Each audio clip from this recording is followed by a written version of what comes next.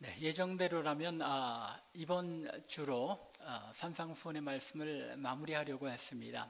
그런데 말씀을 준비하다 보니까 이어지는 24절부터 27절에 반석 위에 지은 집에 대한 이 말씀은 우리가 같이 다루기에는 너무 많은 내용이 될 것 같아서 오늘 이제 한 번 더 우리가 산상수훈의 말씀을 다음 주에 살펴보게 되겠습니다. 지난주에 우리가 살펴본 것처럼 15절부터 20절의 말씀에서 주님께서는 그들의 열매로 그들을 알리라 라고 거짓 선지자들을 잘 분별하라는 아주 엄중한 경고의 말씀을 선포하신 바 있습니다. 이제 오늘 본문의 말씀에서 주님께서는 이 경고의 분위기를 한층 더 무겁게, 더 엄중하게 이제 선언하십니다. 천국에 들어가는 신앙과 천국에 들어가지 못하는 신앙에 대해서 가르치신 것입니다. 지난주의 말씀보다 더 심각하게 우리들 자신의 마음을 들여다보고 우리들 자신의 신앙을 분별해야 할 것을 촉구하신 것입니다.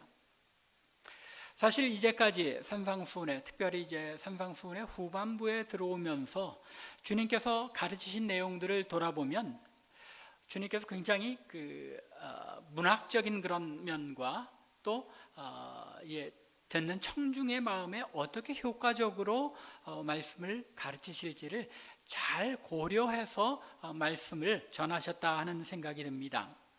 왜냐하면 이 말씀의 내용들을 잘 여러분들이 눈여겨보시면 굉장히 문학적인 게 이 대조의 방법을 반복해서 말씀하십니다. 또 한편으로는 또 외곽에서 점점 중심으로 들어가는 방식을 사용하심으로써 그 충격이 더 크게 다가올 수 있도록 말씀하신 것을 볼 수 있습니다. 무슨 말인가 하면 한편으로는 한 쌍의 대조를 통해서 말씀의 일관성을 유지하시며 말씀을 듣는 이들에게 지속적으로 선택을 그리고 자신들이 어떤 부류에 속한 것인가를 돌아보도록 촉구하셨습니다. 즉 좁은 문과 큰 문 사이에서 너희들이 어디로 들어갈 것이냐, 좋은 나무와 나쁜 나무 중에서 너희가 어떤 나무가 될 것이냐, 또 말씀을 듣기만 하는 자와 말씀을 행하는 자 중에서 어떤 자가 될 것일까. 더 나아가 반석 위에 집을 세운 자와 모래 위에 집을 세운 자를 언급하시면서 기독교 신앙이라는 것이 양자택일을 하고 우리가 좁은 길로 또 좋은 열매를 맺는 좋은 나무로 그리고 말씀을 듣고 행하는 자로 반석 위에 집을 세운 자로서의 삶을 선택하는 아주 중요한 기로에 서 있는 삶인 것을 우리에게 일깨워 주십니다. 계속 반복하면서 뭐라고 촉구하시는 것입니까? 이 둘 가운데 너는 어디에 속한 자냐? 우리 스스로 돌아보기를 원하시는 것입니다. 그러면서 또 한편으로는 외곽으로부터 시작해서 점점 중심으로 치고 들어가는 점층법이라고 그러죠. 점층법의 방식으로 말씀을 가르치십니다. 쉽게 예를 들자면 요즘 전쟁이 일어나서 이제 그 팔레스타인 지역에는 포격 소리가 날 텐데 멀리서 쿵쿵 하고 대포 소리, 이 포격이 소리가 들려올 때는 이게 염려되는 정도이겠죠. 그런데 점점 그 포격이 가까워져서 우리 마을에 포격이 떨어지는 소리가 더 크고 웅장하게 쿵쿵 들립니다. 그러다 내 집 옆에 포탄이 떨어지는 걸 느낄 때는 경악하며 어찌해야 할 바를 모르는 그런 처지로 다가가는 것처럼 주님께서 이 좁은 문과 큰 문, 이 말씀을 통해서는 막연한 대중들에 대해서 언급하십니다. 좁은 문으로 들어가는 자들이 있고 큰 문으로 들어가는 자들이 있다. 즉 이 세상 사람들 가운데 나누는 막연한 분류에 해당될 수 있습니다. 그런데 그 다음에 좋은 나무와 나쁜 나무에 대해서 말씀하실 때에는 열매를 언급하시면서 거짓 선지자의 그 가르침과 또 그 가르침에 동참하는 자들에 대해서 언급하십니다. 거짓 선지자는 우리의 신앙의 바로 옆에 있다는 것, 우리가 지난번에 살펴보았죠. 주님께서 말씀하시는 것이 이제는 멀리 있는 대중들에게서부터 우리 주변에 있는 사람들로 가까워지는 것입니다. 그리고 이제 오늘 본문에서는 말씀을 듣기만 하는 자와 행하는 자에 대해서 언급하심으로써 과연 나 자신은 천국에 들어가는 믿음을 가진 자인지를 생각하게 하심으로써 우리 마음의 중심에 충격을 주시며 이제 말씀을 가르치시는 것입니다.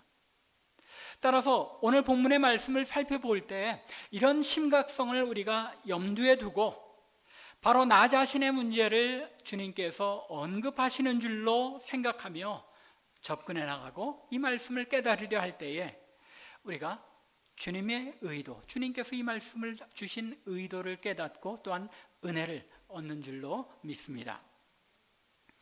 먼저 주님께서는 21절에서 나더러 주여 주여 하는 자마다 다 천국에 들어갈 것이 아니요 다만 하늘에 계신 내 아버지의 뜻대로 행하는 자라야 들어가리라 라고 말씀하십니다. 그리고 22절과 23절에서 주여 주여 하고 부르며 행하는 세 부류의 사람들을 언급하십니다. 아니 조금 더 자세하게는 네 부류의 사람이 이 안에 언급되어 있다고 볼 수 있습니다. 주여 주여 하며 자신들이 주의 이름으로 선지자 노릇을 했다고 하는 사람들, 첫 번째 부류죠. 두 번째는 주의 이름으로 귀신을 쫓아냈다는 사람들, 세 번째는 주의 이름으로 권능을 행한 사람들, 세 부류인데 사실은 이 안에는 그저 단순하게 말씀을 선포하고 또 권능을 행한 그런 부류가 나뉘는 것이 아니라 어떤 사람들은 귀신도 쫓아내며 말씀을 선포한 사람도 있고 능력을 행하며 말씀을 선포한 사람들도 있을 것입니다. 하지만 여하튼 이 세 부류의 사람들이 언급되어 있습니다. 거기에 한 부류의 사람들을 더 우리가 문맥 속에서 추가할 수 있죠. 어떤 사람들입니까? 주여 주여 하며 주의 가르침을 실천하고 행함으로써 천국으로 인도하는 믿음을 가진 사람이 이미 이 문맥 속에 암시되어 있는 것을 알 수 있습니다. 여하튼 문제는 앞서 말씀드린 세 부류의 사람들이 어떤 특징을 가졌는가를 생각해 본다면 우리는 이 말씀으로부터 크게 경각심을 가지고 두려움을 느낄 수밖에 없다는 것입니다. 이 세 부류의 사람들은 예수 그리스도를 뭐라고 불렀다고 합니까? 주여 주여 하고 불렀다는 것입니다.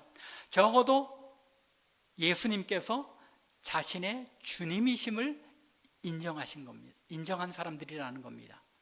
자신의 주가 된다는 것 어떤 뜻입니까? 주님께서 자신의 삶을 다스리는 분이시라고 그들이 믿었다는 것입니다. 더욱이 그들이 단순히 주여 하고 하지 않고 계속 반복해서 주여 주여 하는 자라고 주님께서 언급하시는데 이 말씀은 이 사람들이 열정적으로 주님을 자기의 주로 부르는 자들이었다는 것입니다. 자신의 삶 속에 열정적으로 주님, 내가 주님을 따르는 자입니다라고 고백하며 주님을 불렀다는 것입니다. 뿐만 아니라 주의 이름으로 말씀을 선포했습니다. 어디 가짜로 말씀을 선포했다는 이야기가 아니죠. 또 주의 이름으로 귀신을 쫓아내고 주의 이름으로 많은 권능을 행한 사람들이었다고 주님께서 계속 뭘 강조하십니까? 주의 이름으로라는 사실을 강조합니다.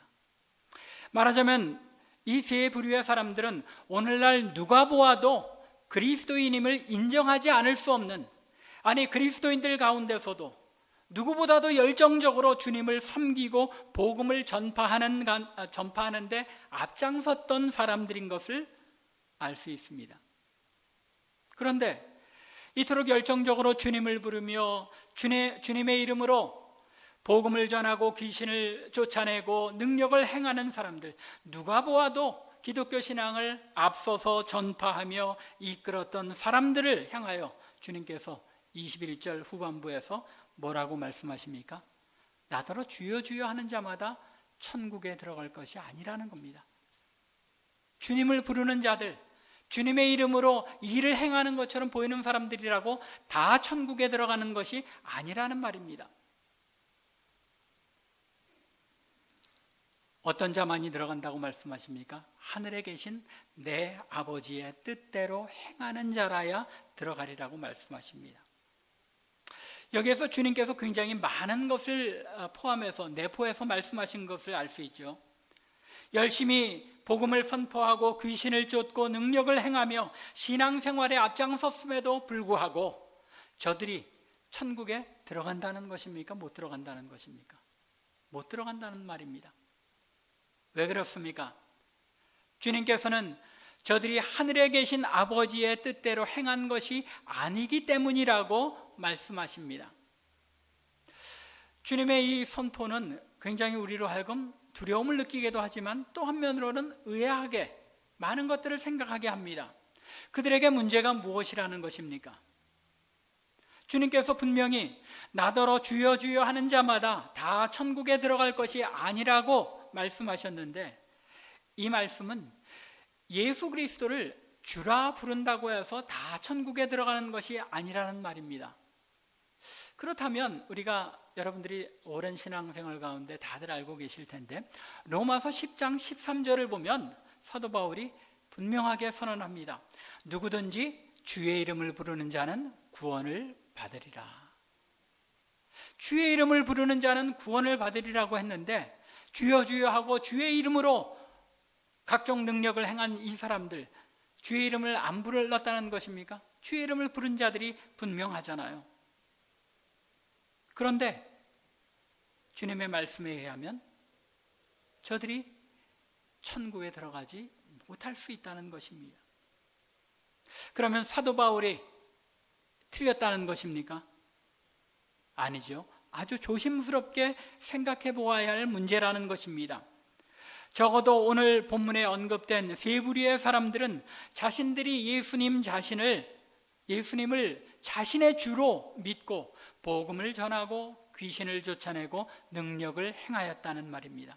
그런데 그런 그들이 천국에 들어가지 못한다고 주님께서 선언하셨다는 것은, 그들이 주여 주여 하고 주님을 부르고 주님의 이름으로 많은 일들을, 능력을 행하였지만 그들의 신앙에 뭔가 중요한 것이 빠졌다는 것을 뜻합니다. 그렇죠? 빠진 것이 없다면, 빠져 있는 것이 없다면 주님께서 그들이 그런 능력을 행하고 주님을 따랐는데 천국에 들어가지 못한다는 것, 있을 수 없는 일이잖아요. 만일 그렇다면 누가 예수를 믿겠습니까? 주님을 가리켜 주라고 불렀다는 것은 그들이 스스로 믿기에 주님을 자신의 삶의 주인으로 모시는 삶을 살기를 원했고, 또 주님을 왕으로 모시는 삶을 살기를 원했다는 것입니다. 그런데도 그들이 천국에 들어가지 못한다고 선언하신 것은, 그들이 확신하고 있는 것에, 그들이 자신들은 주님을 주로 믿고 있고 주님으로 모시는 삶을 살고 있다고 확신하고 있는 것에 무엇인가 문제가 있다는 것입니다. 아마도 그들의 문제점은 사람마다 조금씩 차이는 있을 것입니다. 어떤 사람들은 주여 주여 하고 부르고는 있지만 그들의 마음 깊은 곳에서는 주님께서 자신의 삶을 다스리도록 온전히 내어드리지 않았다는 의미일 수 있을 것입니다. 그렇죠? 우리도 그렇잖아요. 우리도 사실 주님을 나의 삶의 왕으로 모셨다고 나는 그리스도인이라고 하는데, 실제 우리의 삶을 잘 들여다보면 주님께서 말씀하신 그 말씀에 순종하기보다는 내 마음의 욕망대로 행할 때가 자주 있잖아요. 그런 모든 것까지 다 포함해서 주님께서 주여 주여 하고 아무리 불러도 너희들이 주님의 뜻을 완전하게 행하지 않는다면 천국에 들어가지 못한다고 선언하신 것이겠습니까? 로마서 10장 10절에서 말씀하는 것처럼 마음으로 믿어서 의에 이르고 입으로 시인하여 구원에 이른다고 했는데, 그들이 입으로는 주님을 자신의 주로 시인하는 것 같았지만 정작 그들 마음 깊은 곳에서는 주님을 확실히 믿고 주님께 모든 것을 맡기는 삶을 살지는 못하였을 수 있다는 것입니다. 즉 주님과 자신과의 관계에 대한 확신이 빠진 고백일 수 있다는 것입니다. 이것이 주님께서 오늘 본문 23절에서 불법을 행하는 자들아 내게서 떠나가라 라고 말씀하신 이유일 수 있습니다.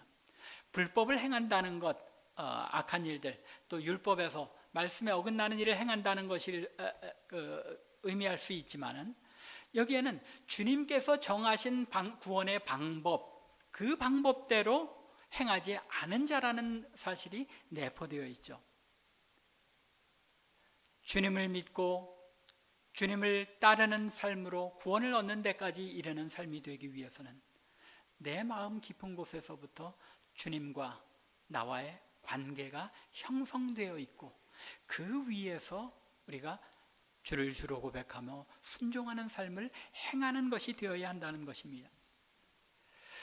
또한 주님께서 이렇게 선언하신 또 다른 이유는 그들이 마음으로 믿고 주님을 향해 주여 주여 하고 부르며 주의 이름으로 많은 일들을 행하였지만 그들이 행한 것이 단지 자신들의 뜻과 열심에 의한 것일 뿐이지 하나님의 뜻과는 상관없는 섬김과 열심이었을 수 있다는 것입니다. 주여 주여 하고 부르며 주님의 이름으로 열심히 행하였는데 그것이 하나님의 뜻과는 아무 관계가 없이 자신의 열심으로 섬기며 일을 행하는 것이 얼마든지 있을 수 있다는 것입니다. 우리가 교회 안에서 섬길 때 잘 고려해야 한다는 것이죠. 이 말씀이 우리들 자신의 말씀이라는 것이 여러분들 어느 정도 이제는 느껴지십니까?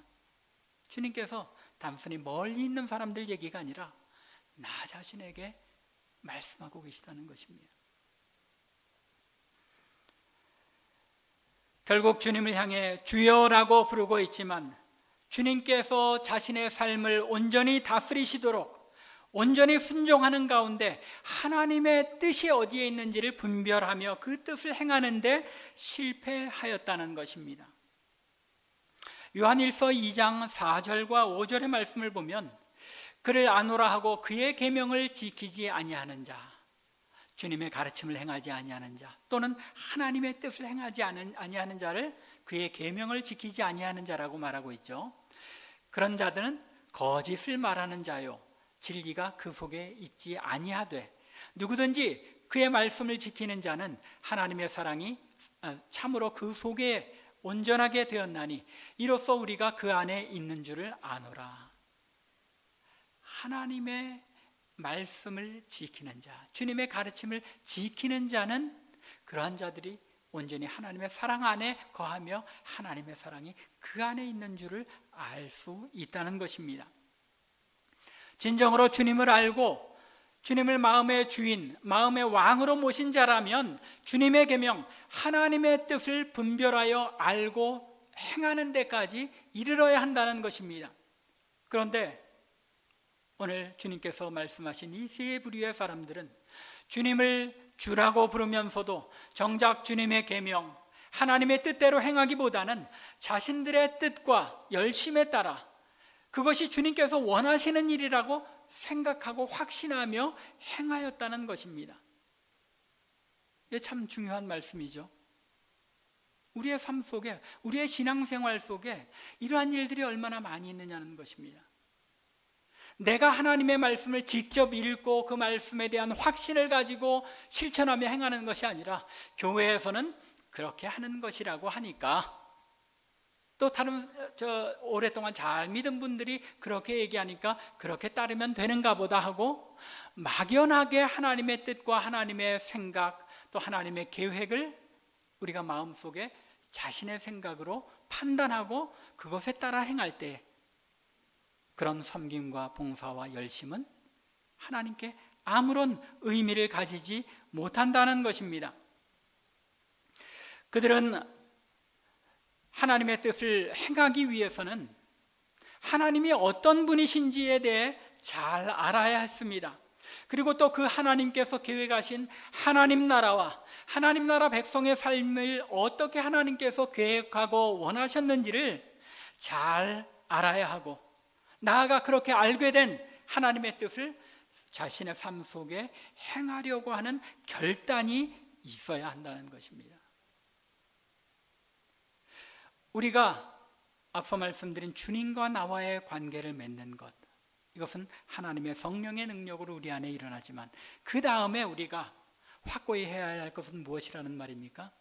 하나님의 말씀을 통하여 하나님이 어떤 분이신지를 더 깊이 알아가고 그 하나님께서 태초부터 마지막 종말에 이르기까지 하나님의 나라를 우리 가운데 어떻게 이루시기를 원하셨는지를 말씀을 통해서 진지하게 잘 배워나가고 그 가운데서 하나님께서 그런 계획 속에서 우리를 하나님의 백성 삼으시고 하나님의 백성으로서 이렇게 살아가도록 원하셨구나 하는 것을 깨달아 알므로써 그래야만 알아야만 행할 수 있잖아요. 알지 못하는데 어떻게 행할 수 있느냐는 것입니다. 하나님의 뜻을 행하지 않았기 때문에 하나님의 뜻대로 행하는 자라야 천국에 들어간다는 말씀은, 이 말씀 속에는 우리가 먼저 하나님이 어떤 분이신지 하나님의 계획과 나를 향한 하나님의 뜻, 하나님의 백성을 향한 그 계획이 어떤 것인지를 깊이 잘 알 때에만 그대로 행할 수 있다는 것을 담고 있는 말씀이라는 것입니다.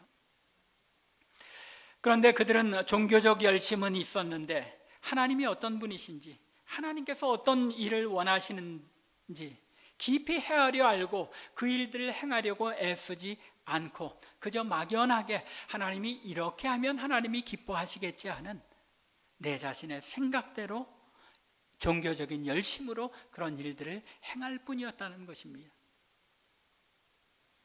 그래서 누가복음 6장 46절에서 주님께서 뭐라고 말씀하십니까? 너희는 나를 불러 주여 주여 하면서도 어찌하여 내가 말하는 것을 행하지 않느냐 하고 보다 직접적으로 오늘 본문의 말씀을 이제 누가는 풀어서 설명을 하고 있는 것입니다.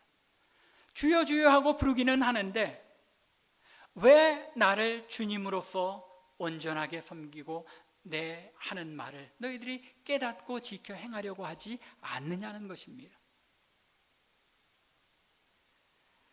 그들이 행한 모든 일들은 결국 그들이 생각하기에 주님의 뜻을 행한다고 생각한 내용들이었지 주님께서 말씀하시고 가르치신 내용이 아니었다는 말입니다. 왜요? 그들은 주님께서 그들이 행하기를 원하셔서 말씀 속에서 가르치신 내용들을 깊이 헤아려 알지 못했고 막연한 신앙 속에서 그들의 생각을 열심히 행한 것뿐이기 때문입니다. 즉 하나님께서 이미 성경을 통하여 하나님의 계획과 뜻을 분명하게 밝혀주셨는데 그 말씀을 통하여 하나님의 뜻을 이해하고 깨달아 알고 행하려 하는 그 결단을 내리지 못하였다는 것입니다. 그래서 주님을 정확히 알지 못하고 그 결과 주님께서 가르치시며 말씀하신 것들이 무엇인지 알지 못하여 결국은 하나님의 뜻을 행할 수 없었다는 것입니다. 기독교 신앙은 굉장히 깊고 심오한 신앙인 것을 우리가 잘 알아야 합니다. 하나님께서 성령을 통하여 우리를 거듭나게 하셨을 때 그때 이미 우리는 새 생명으로 하나님의 말씀을 더 깊이 알고 깨달아갈 수 있는 능력을 하나님께서 성령을 통하여 주셨다는 것입니다. 그럼에도 불구하고 우리는 이 말씀을 더 깊이 알아가는데 게을리하는 그런 신앙생활로 말미암아 하나님의 뜻을 행하는 것이 아니라 내 뜻과 내 열심을 행하는 신앙생활을 할 때가 너무 많다는 것입니다. 주님께서 오늘 그것을 지적하고 있는 것입니다. 여기서 우리가 분명히 중요하게 생각해야 할 것이 무엇입니까? 그것은 저들이 주를 믿지 않는 자가 아니었다는 사실입니다. 더욱이 주의 이름으로 복음을 선포하는 자들이었습니다. 또한 성령의 능력을 힘입어 귀신을 쫓아내는 능력을 행하는 자들이었습니다. 성령의 능력의 역사가 저들 가운데 있었다는 말입니다. 여기서 의문이 들 수밖에 없죠. 아니 어떻게 구원받지 못한 자들에게 성령이 행하실 수 있느냐? 과연 여러분들 생각에 구원받지 못한 자들은 성령의 능력이 저들에게 역사할 수 없는 것 같습니까? 성경은 하나님의 영이 구원받지 못한 자들을 통해서도 역사하는 일들이 종종 있었던 것을 우리에게 알려줍니다. 민수기 22장부터 25장에 보면 발람 선지자에 대해서 기록하고 있죠. 발람 선지자 이방의 선지자였습니다. 거짓 선지자였습니다. 그러나 하나님의 영이 그에게 역사하여 이스라엘 백성들을 저주하라고 모압 왕 발락이 초청했지만 저가 그렇게 하지 못하고 어떻게 합니까? 이스라엘을 3번이나 축복합니다. 하나님의 영이 저에게 임하여 저로 하여금 저가 뜻하지 않은 일을 행하게 하신 것입니다. 또 사무엘상 10장 10절을 보면 사울 왕도 하나님의 영이 사울에게 크게 임하여 사울이 예언을 했다고 언급합니다. 구약 성경에 의하면 사울 왕은 구원받은 왕은 아닙니다. 그럼에도 불구하고 하나님의 영이 저에게 임하여 예언하는 일을 행하였다는 것입니다. 그 외에도 신약에서도 가룟 유다 역시 성경에서 그를 뭐라고 이야기합니까? 요한복음을 보면 12장 6절에서 가룟 유다를 가리켜 도적이요, 그는 도둑이라고 이야기합니다. 또 17장에 보면 멸망의 자식이라고 표현합니다. 구원받지 못한 자라는 것입니다. 그런데 누가복음 10장에 보면 예수님께서 유다의 각 고을에 70인의 제자들을 파송할 때 과연 유다가 거기에 끼어 있었겠습니까? 없었겠습니까? 분명히 거기에 포함되어 있었을 것입니다. 그런데 70인이 기뻐하며 돌아와 주의 이름이면 귀신들도 우리에게 항복하더이다. 귀신이 쫓겨나는 일들, 그 일에 가룟 유다도 동참했다는 것입니다. 이런 맥락에서 보면 꼭 악한 영만 아니라 하나님의 영이 구원받지 못한 자들에게 역사하는 일이 얼마든지 있을 수 있으며, 또 오늘의 본문의 말씀도 그것을 증거한다는 점을 알 수 있습니다. 저가 주의 이름으로 귀신을 쫓아냈다. 성령의 도우심과 역사가 없이 이런 일이 일어날 수 있습니까? 능력을 행하였다. 여기에 능력에 많은 것들이 포함될 수 있지만 성령의 능력이 저에게 역사했다는 말입니다. 그럼에도 불구하고 저들은 구원받지 못한 자들일 수 있다는 것입니다. 우리 개혁주의 신앙에서 교회 안에 소위 우리가 보는 성령의 역사라고 말하는 것들을 잘 분별해야 합니다라고 말하는 이유가 바로 여기에 있는 것입니다. 얼마든지 구원받지 못한 자들, 하나님 나라의 일이 아닌 가운데서도 성령의 역사처럼 보이는 그런 일들이 있을 수 있다는 것입니다. 마치 이런 것과 같습니다. 하나님의 뜻을 알지 못하고 하나님 나라의 일을 행한다는 것, 그런 것이 어떻게 가능할 수 있을까? 여러분들이 안식일이 왜 있는지, 무엇 때문에 하나님께서 우리에게 안식일을 지키라고 하시는지, 또 안식일에는 여러분들이 왜 하나님 앞에 나와서 이렇게 예배하는지 알지 못하고 이 안식일을 지킨다면, 안식일을 지킨다는 것이 의미 있는 일이 될 수 있겠습니까? 그것은 마치 믿지 않는 사람들이 크리스마스에 즐거워하고 기뻐한다고 해서 그것이 주님과 상관이 있는 일이 될 수 없는 것과 마찬가지인 것입니다. 여러분들이 왜 주일에 이 자리에 나와서 예배하는지, 또 이 안식일이 여러분들에게 어떤 의미인지를 정확히 알지 못하고 그 안식일을 보내지 못한다면, 안식일 하루를 아무리 앉아서 성경만 읽고 기도만 하고 찬양만 하고 예배만 드리고 보낸다고 해도 그것이 의미 있는 일이 될 수 없다는 것입니다. 그것과 마찬가지로 주님을 향하여 주라고, 주여라고 부른다면 과연 내가 예수 그리스도를 주님이라고 부르는 것이 어떤 의미가 있는지 정확하게 알고, 과연 내 마음에 전적으로 주님께서 왕으로 나의 삶을 다스리시도록 주님의 주권을 인정하고 확신하는지 잘 분별하고, 또 그렇게 고백했으면 실제로 나의 삶이 주님의 뜻에 순종하는 삶으로 이어져 나가고 계속 되어야 하는 것입니다. 이렇게 내 마음 깊은 곳에서 주님과 나와의 관계가 어떤 것인지를 확인하고 주님을 향하여 주라고 고백하는 동시에, 그러면 주 안에서 과연 하나님께서 이루시고자 하는 하나님의 뜻이 무엇인지를 깊이 헤아려 말씀을 통하여 깨달아가는 가운데 성령의 도우심을 간구하며 하나님의 뜻을 행하려고 결단하며 애써 나갈 때, 그가 말씀을 선포하든 귀신을 쫓아내든 권능을 행하든 그런 일들이, 그런 역사들이 의미가 있는 하나님의 일이 되어진다는 것입니다. 그것이 빠진다면 아무리 놀라운 일이 일어나는 것처럼 보여도 그것은 무의미한 일들이 될 수밖에 없다는 것입니다. 모든 일들이 자기의 확신과 자기의 열심으로 행한 일들이 되고 결국 마지막 날에 심판 자리에서 내가 너를 도무지 알지 못하노니 불법을 행하는 자여 내게서 떠나라는 말을 들을 수밖에 없다는 것, 우리가 잘 깊이 생각해 보아야 하는 것입니다. 오늘 시간상 여기까지밖에 못하고 사실 이어지는 이 반석 위에 지은 집의 말씀들을 연결해서 살펴볼 수밖에 없는데, 우리가 이제 중요하게 오늘의 말씀 속에서 꼭 기억해야 할 것은 기독교 신앙은 매우 깊고 심오한 내용을 정확하게 이해하고 또 행하는 신앙이라는 것입니다. 먼저 하나님을 알고 그 하나님의 뜻을 아는 일이 우선적이라는 것입니다. 내가 열심히 신앙생활을 한 것 같은데 주님과는 아무런 상관이 없는 신앙생활, 하나님의 뜻과는 전혀 상관없는 신앙생활을 할 수도 있다는 것입니다. 주여 주여 부르며 주님의 이름으로 이것저것 열심히 행하는 것도 중요합니다. 행하는 그 모든 일이 하나님의 말씀 속에 나타난 주님의 가르침이나 하나님의 뜻에 일치하는 것인지를 우리가 이렇게 섬기는 가운데서도 끊임없이 확인할 필요가 있다는 것입니다. 주일에 여러분들이 와서 이 예배 자리에 참여할 때 오는 길에 여러분들 꼭 자신의 생각을, 마음을 돌아볼 수 있기 바랍니다. 내가 왜 주일에 지금 이 자리에 나아가는가?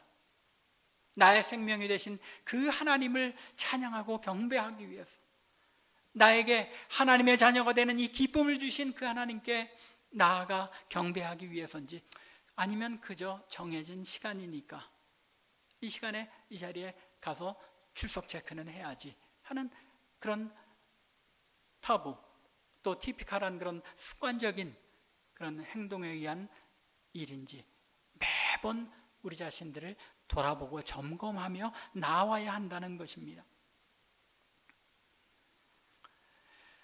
그렇지 않으면 마지막에 주님께 인정받지 못하고 천국에 이르지 못하는 일이 발생할 수 있다는 것, 이것을 깨닫고 우리는 두려움과 떨림으로 매 순간 하나님 앞에 내 신앙을 점검하며 나아가야 한다는 것입니다.